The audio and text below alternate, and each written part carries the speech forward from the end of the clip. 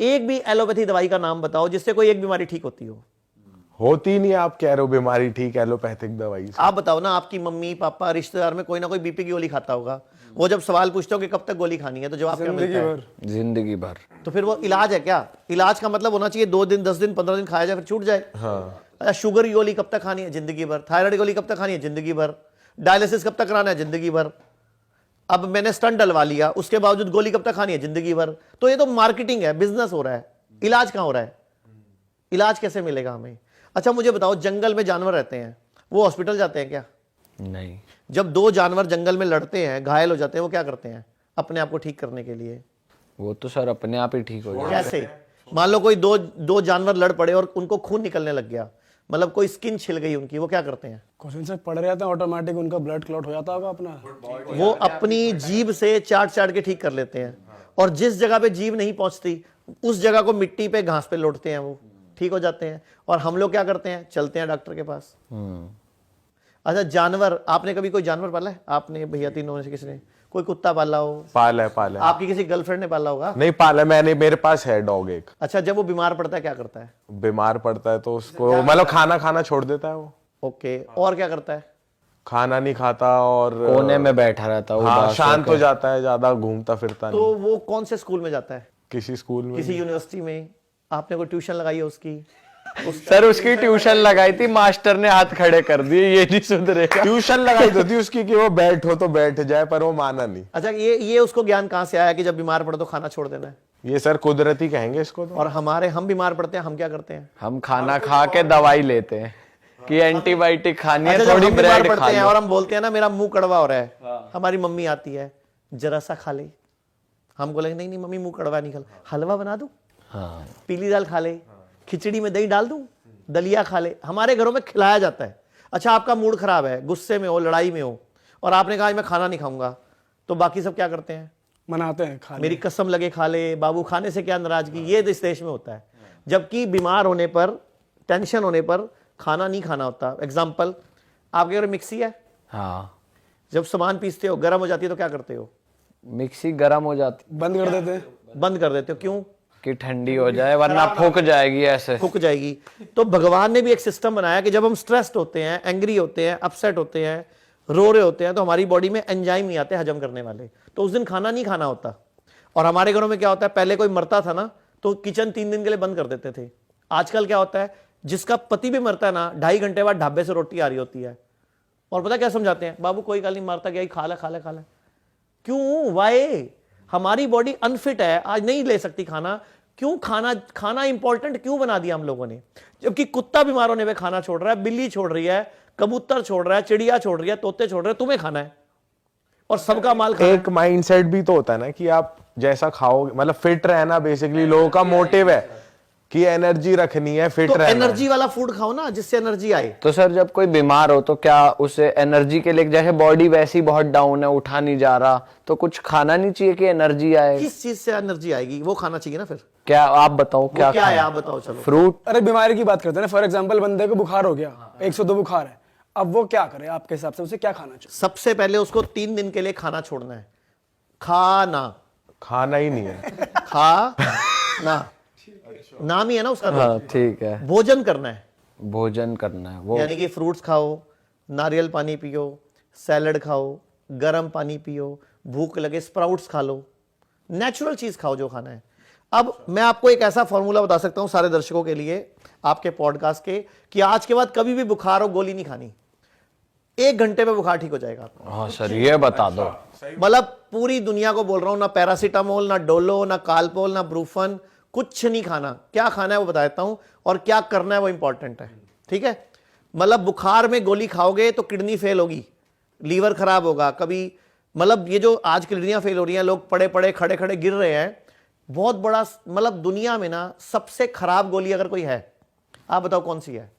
Paracetamol ही लग रही है। यस सर, आपके लिए क्लैप होना चाहिए। दुनिया की सबसे खराब गोली है। अच्छा। सबसे साइड इफेक्ट वाली गोली है। 40 कंट्री ने रिसर्च करी है कि दुनिया की सबसे खराब गोली का अगर खिताब दिया जाए किसी को, तो वो पैरासीटामोल को डोलो 650 को मिलेगा। तो ये गोली इतनी खतरनाक है, और हम अपने बच्चों को बुखार होते ही सबको प्रसाद की तरह बांट देते हैं इसको। हाँ। तो ये गोली कभी नहीं खानी। करना क्या है? जब भी बुखार हो आज के बाद, मुंह कड़वा हो, आपकी सेंसेस जाए, स्मेल चली जाए, टेस्ट चला जाए, इमीडिएटली पका हुआ खाना छोड़ देना है। जो भी चीज जानवर से आती है छोड़ देनी है।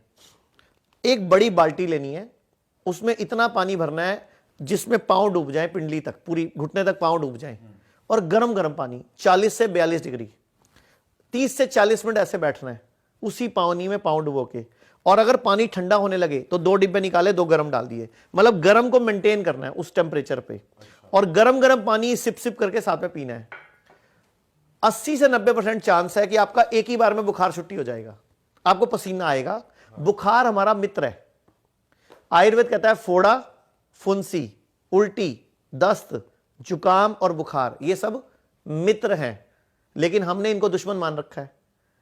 सर मित्र कैसे हैं? मित्र मतलब इस अगर ये आ जाते हैं तो हमें बड़े रोग नहीं आएंगे। अच्छा, मतलब छोटे में आपका काम सर गया। जैसे आपके घर में इनकम टैक्स वालों ने आना था, तो आपके घर में कोई छोटा मोटा मल्ले का हवलदार आ गया बस। मतलब बड़ी रेड पड़नी थी तो उससे पहले छोटी रेड पड़ गई, तो वो बड़ी रेड नहीं पड़ेगी अब। मतलब बुखार नहीं भी आ रहा तो भी दिक्कत? बुखार आना जरूरी है। साल में एक बार अगर बुखार आएगा, 6 महीने में एक बार बुखार आएगा, तो आप बचे रहोगे बड़ी बीमारी से, कैंसर से, किडनी फेल से, लीवर फेल से, हार्ट प्रॉब्लम से। क्योंकि बुखार है क्या, हमारा मित्र कैसे है? बुखार में होता क्या है, हमारी बॉडी का टेम्परेचर बढ़ता है। तो वो टेम्परेचर कौन बढ़ा रहा है? कौन बढ़ा रहा है वो टेम्परेचर? अंदर की इम्बैलेंस हुई चीजें। हमारी बॉडी खुद बढ़ा रही है जानबूझ के, अपने आप को प्रोटेक्ट करने के लिए। बुखार 2 कारण से चढ़ता है। आपको आइडिया है कोई 2 कारण कौन से हैं? सर हमने तो ये सुना है अंदर कुछ इन्फेक्शन हो गया उससे। बिल्कुल सही सुना आपने। आप पूरा, आपका पॉडकास्ट सच में रियल पॉडकास्ट है ना, तो उसका नाम होना चाहिए रियल नॉलेज पॉडकास्ट। आपको सच में नॉलेज अच्छी है आप लोगों की, या तो पॉडकास्ट कर करके होगी या बाय बर्थ है। सर आपको देखा बहुत है। तो बुखार मित्र कैसे है बता देता हूं। 2 कारण से बुखार चढ़ता है। नंबर 1, जब कोई बाहर से बैक्टीरिया या वायरस हमारी बॉडी में इंसर्ट करता है, नाक के माध्यम से या कहीं से भी, ठीक है, उसको हम बोल सकते हैं कोई भी पैथोजन। पैथोजन में बैक्टीरिया, वायरस, फंगस सब आ जाता है। तो कुछ भी मेरी बॉडी में बाहर से आया, अब मेरी बॉडी के पास एक टूल है कि मैं अपने अंदर गर्मी करूं, टेम्परेचर बढ़ाऊं और उसको मार दूं। तो बॉडी ने खुद टेम्परेचर बढ़ाया उसको मारने के लिए, उसको न्यूट्रल करने के लिए, और उसके खिलाफ एंटीबॉडी बनाने के लिए। एंटीबॉडी बाहर से कहीं से नहीं आती, एंटीबॉडी हमारी बॉडी बनाती है। मतलब हमारी बॉडी उसके खिलाफ एंटीबॉडी बनाती है कि जब तू दोबारा भी आएगा तो I have memory cells, I have enough army. हाँ, वो बॉडी उसके खिलाफ एंटीबॉडी बना के ना अपनी उसमें रख लेती है, अपनी मेमोरी में, मेमोरी सेल में, ताकि जब कभी दोबारा वो बैक्टीरिया वायरस आएगा तो बॉडी मेमोरी सेल को बोलेगी भैया वो वाला एंटीबॉडी बॉडी में एक्टिवेट कर दो, ताकि उसको खरा देगी। तो आपको इसीलिए एक बार बुखार आता है, फिर घर में सबको हो जाता है, आपको दोबारा नहीं होता। जैसे कोरोना आया था, एक बार हुआ, दोबारा नहीं हुआ उस टाइम पीरियड, क्योंकि बॉडी ने एंटीबॉडी बना ली, एंटीडोट बना ली, ऐसे मान लो। तो एक तो बुखार चढ़ता है जब बॉडी में पैथोजन आता है, बैक्टीरिया, वायरस। दूसरा बुखार कब चढ़ता है? जब मेरी बॉडी में मेरा जो लीवर है, मेरा जो गॉल ब्लैडर है, उसका जो जूस है, पित्त जिसको बाइल बोलते हैं, जब वो इन्फेक्टेड हो जाता है, मेरे ब्लड में गंदगी आ जाती है, तो बॉडी अपने ब्लड की गंदगी को फूकने के लिए टेम्परेचर बढ़ाती है। यानी कि बॉडी आपको कैंसर से बचाती है, बॉडी आपको किडनी फेल से बचाती है, बॉडी आपको ब्लड कैंसर से बचाती है, लीवर से बचाती है, लीवर फेल से बचाती है, ताकि बॉडी उस गंदे पित्त को फूकने के लिए टेम्परेचर बढ़ा लेती है कि तू फूक जा। मतलब बॉडी एक तरह से आग लगा देती है सारे कचरे को इकट्ठा करके। और हम गलती क्या करते हैं, गोली खा के, पैरासीटामोल या डोलो खा के बुखार उतार लेते हैं। तो बॉडी वो नहीं कर पाती जो करना चाहती है, तो बाद में बड़ी बीमारी आती है, फिर से बुखार बुखार चढ़ता है, क्योंकि बॉडी क्या करना चाह रही है, उसके खिलाफ शक्ति एंटीबॉडी बनाना चाह रही है। सर लेकिन कुछ केस में ऐसा भी होता है, जैसे डॉक्टर्स भी कहते हैं कि जैसे हम खुद भी अपने घरों में देखते हैं कि अगर टेम्परेचर बाय चांस 102, 2.5 या 103 पहुंच गया तो गीली पट्टी लगाई जाती है सर पे टेम्परेचर को कूल डाउन करने के लिए। आप ऑन दी अदर हैंड कह रहे हो कि अपने पैरों को गर्म पानी में डालो। मैंने पैर बोला, सिर नहीं सर बोला। नहीं, लेकिन मतलब फिर बॉडी तो एनीवेज ठंडी हो रही है ना।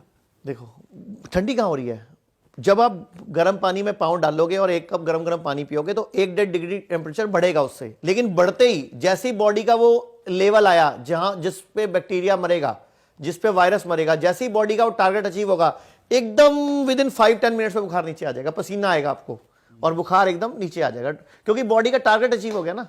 जैसे आपको मैंने एक मिशन दिया कि फलाने घर में जाके ये वाला थैला पकड़ा के आ जाओ, तो जब आप उस घर में थैला पकड़ा दोगे तो फिर वापस तो आओगे, या उस घर की खातिरदारी में वहीं बैठ जाओगे? नहीं, वापस आएंगे। आपका टारगेट है थैला पकड़ा के आना, तो बॉडी ने टारगेट अचीव किया, बॉडी अपने आप टेम्परेचर।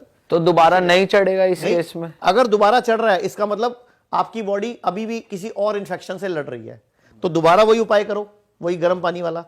देखो 100 में से 80% एक ही बार में बुखार उतर जाएगा। ओके।